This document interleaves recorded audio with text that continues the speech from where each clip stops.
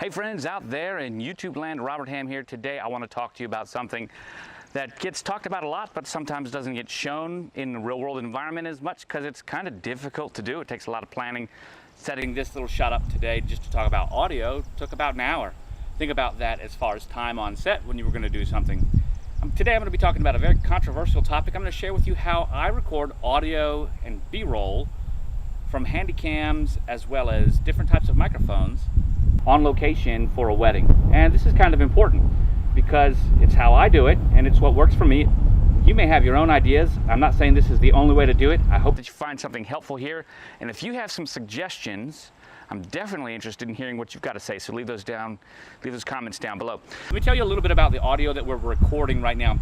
First of all, I'm using the Sony A7 II recording in 60 frames per second, 1080p outdoors. I've got a wide angle lens, a 21mm lens. That's the fisheye converter. I have no neutral density filter on this, so I'm stopped down to about f14 in order to get a 1/125th of a second shutter speed to match my 60 frames per second video rate that I'm trying to shoot at. That also means that my ISO is as low as it'll go, and in video mode that's 200. So you can kind of see this wide depth of field. This is one of the reasons that I really enjoy using neutral density filters on location and things like that. Neutral density filters are a must for shooting outdoors with any kind of video. But from right now, you've been hearing that information on the on-camera mic for the Sony. That mic is about 18 feet away from me, 15 to 18 feet right there. That's what it looks like. Now, if you think about it, we've got the bride and the groom. This is an outdoor wedding. Most of my weddings are performed outdoors on the beach. I'd say over 70% of my weddings are destination weddings, and they are outdoor weddings. Most of the time, the front row of seats is where you see these two different microphone stands that go out to the left and right, generally 7-8 feet away from where the bride and the groom will individually stand. There's also an arbor or an arch that is usually provided by the wedding company that's putting on and helping plan. And so this is about the distance where the first people would be sitting in the chairs as to where the minister and the couple would be. And this is very important. You'll notice I've got two other mics. Let's introduce them. They're both shotgun mics. Shotgun mics don't really work well at this distance. They're there for a couple of reasons in this shot. I always bring shotgun mics for backup. Sometimes the bride and the groom want to mic the ceremony, and I can help the wedding company do that with my mics. A shotgun mic's gonna be very directional, especially when there's wind coming along. Something like a windsock that you'll see will be very helpful there. And sometimes the couple will need to use that, especially if they want to amplify. Sometimes the recording and sound equipment that I bring are better than what the company may have because they're bringing backup equipment and I'm bringing my A-roll type of equipment. So if I have anything that I can offer during the day in order to make that shot better and get my audio better, I absolutely go ahead and do that. So let's kind of continue this conversation and introduce these two microphones and show you why they are where they are. First of all, they're just on a microphone stand and a shock mount. They're the XM55s.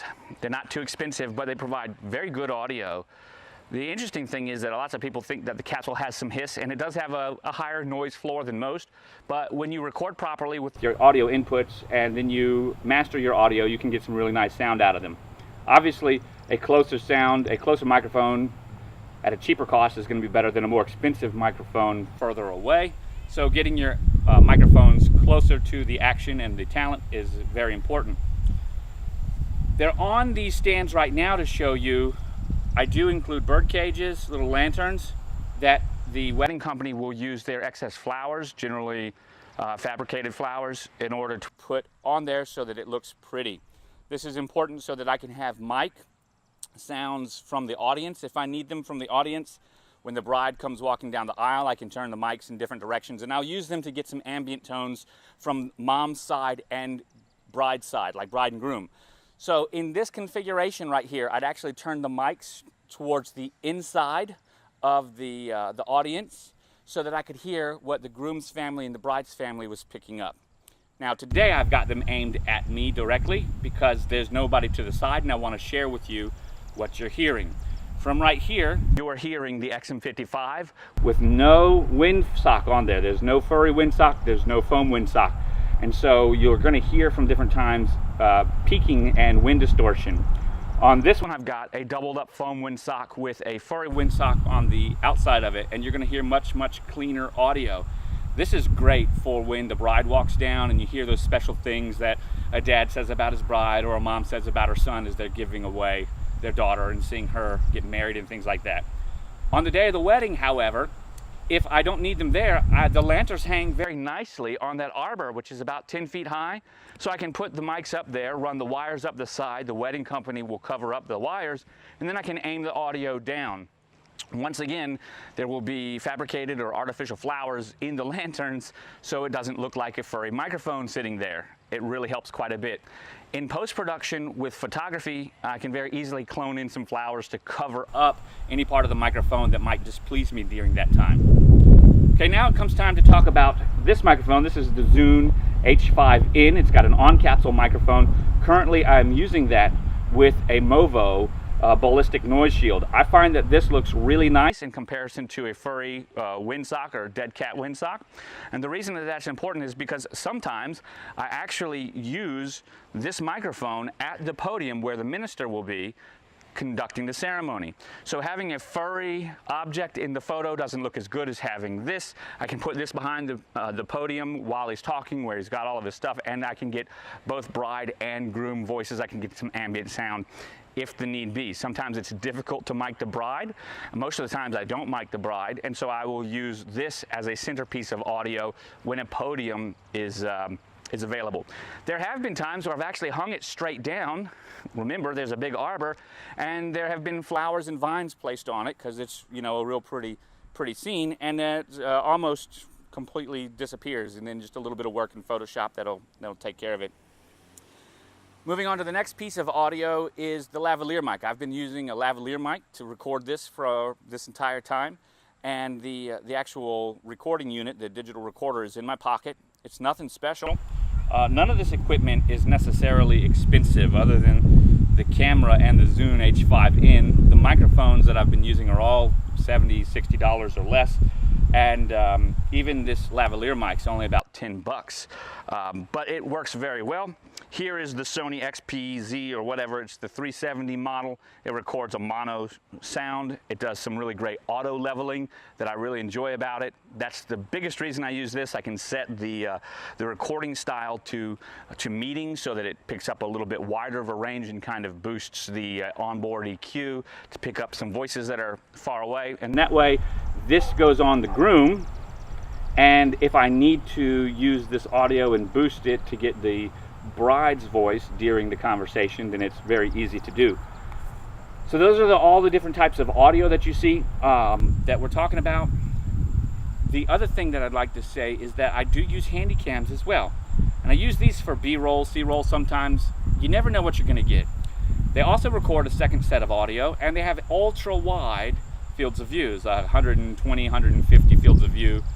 And in a hot day, on a really bright day, I should say, outdoors, the small sensor that's in the handycams, like the AZ100, the FX1000 by Sony, work very well. They provide a really nice image.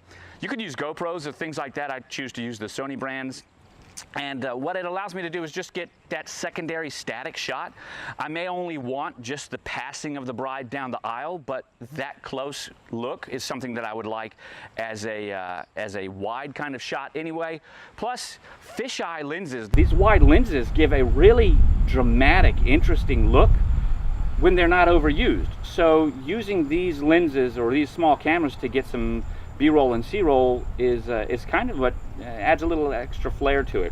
Now there's something really cool that you can do as well, and with these you can get the monitor. And this is a recorder monitor, which means that I can turn these on and off from here without any kind of problem, and I can see which video is recorded by each one. So I can see that I've got two separate recorders going. I can see I got the AZ1, I can see I got the AS200V and the AZ1 over there.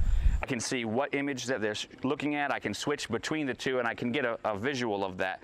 I can start and stop the recording, and I can change the settings. This is something that I can do in my pocket.